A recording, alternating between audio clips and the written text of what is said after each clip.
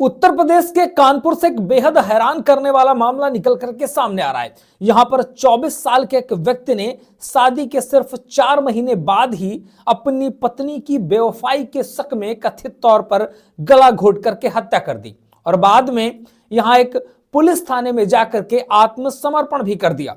आरोपी की पहचान सचिन सिंह भदौरिया के रूप में हुई है, जो कि मात्र 24 साल का है, जो शनिवार सुबह महाराजपुर पुलिस थाने पहुंचता है और पुलिस कर्मियों को बताया कि उसने अपनी पत्नी को मार डाला है, जिसके बाद उसे पूछताछ के बाद हिरासत में ले लिया गया। नमस्कार दोस्तों, मेरा नाम है प्रकाश विरारे। बताते हैं आपको इस पूरी घटनाक्रम के बारे में।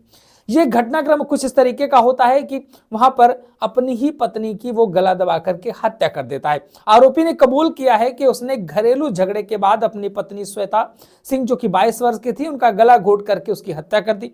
महाराजपुर इलाके में रूमा के पास न्यू हाईटेक सिटी कॉलोनी में अपने किराए के कमरे में कंबल में लपेट कर उसकी लाश को छोड़ दिया। महाराजपुर पुलिस आरोपी को मौके पर ले गई, जहां पर कमरे के अंदर एक चारपाई पर श्वेता की लाश पड़ी मिली। अधिकारियों ने बताया कि यह जोड़ा पिछले कुछ महीनों से वहां पर रह रहा था। पुलिस के मुताबिक आरोपी को शक था कि उसकी पत्नी का किसी और के साथ संबंध है।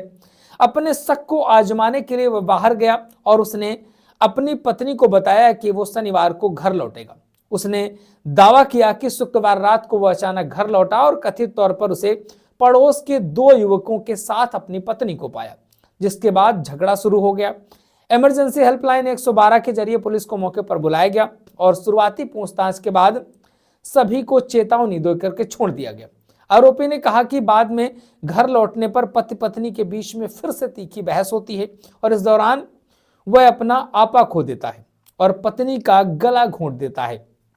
घटना के बाद आत्मसमर्पण करने का फैसला करने से पहले कथित तौर पर वह 4 घंटे से अधिक शहर में इधर उधर घूमता रहा। फिर उसने निर्णय लिया कि उसको आत्मसमर्पण कर देना चाहिए। पुलिस आयुक्त पूर्व सत्यजीत गुप्ता ने कहा कि आरोपी को गिरफ्तार कर लिया गया है और उससे पूछताछ की जा रही है। उसने कहा है कि महिला के परिवार को सूचित कर दिया गया है। उनकी शिकायत और जांच के नतीजों के आधार पर आगे कार्यवाही की जाएगी।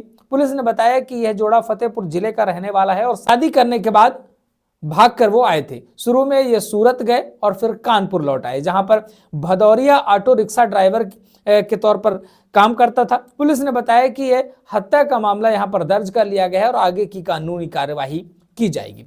तो कुछ इस तरीके से मामला निकल करके आ रहा है कानपुर से, जहां पर एक व्यक्ति ने शंका के तौर पर अपनी पत्नी की हत्या कर दी। उसका कहना था कि उसकी पत्नी के और भी युवकों के साथ अवैध संबंध है और इस अवैध संबंध के शक में वो अपनी पत्नी की गला घोंट करके हत्या कर देता है। बाकी आपका क्या कहना है इस बारे में, लिख डालिए कमेंट बॉक्स पे।